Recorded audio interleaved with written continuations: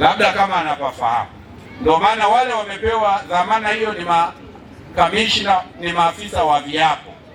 Kwa wao wanajua, watakwenda watajiridhisha na watajiridhisha mmiliki halali wa eneo kisheria. Kwa ndo watakwambia hapo usinunue au nunua. Tumeelewana jamani? Najua watu wengi hamtapenda kwenda kwa mwanasheria kwa sababu lazima gharama itakuwa kubwa, ila utakuwa salama. Kwa hiyo uchague usalama au gharama. Kwa mfano, nilivyoingia hapa wilayani, kuna watu niliwakuta hapa maarufu sana kama Nyau.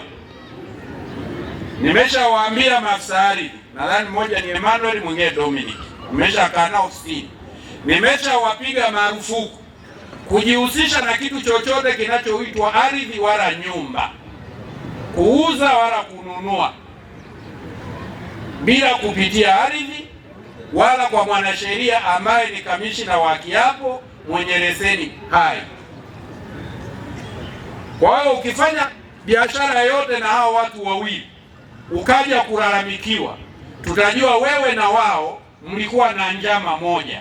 Kwa hiyo kesi yenu itakuwa moja,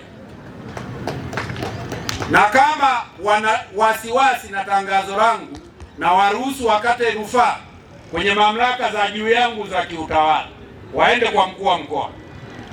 Ataniita, nitamweleza matatizo ambayo wameshatutengenezea ndani ya wilaya.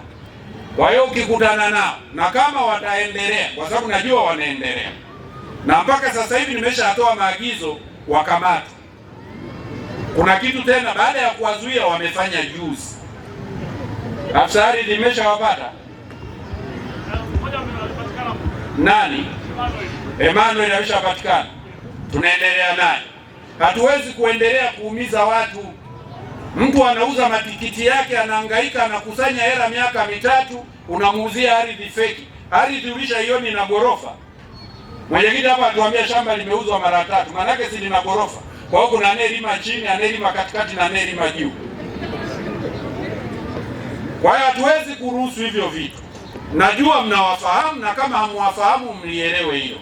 Na kama itaendelea, tutawaweka kwenye mbao za matangazo kwamba ukifanya biashara yote ya ardhi na mtu huyu, na wewe unakuwa huko kwenye hiyo liability, na wewe tunakuhusisha huko kwamba ulikuwa unashiriki kuondoa utengamano ndani ya wilaya yetu. Nadhani hiyo nimeeleweka vizuri sana. Hapo vipi? Asante.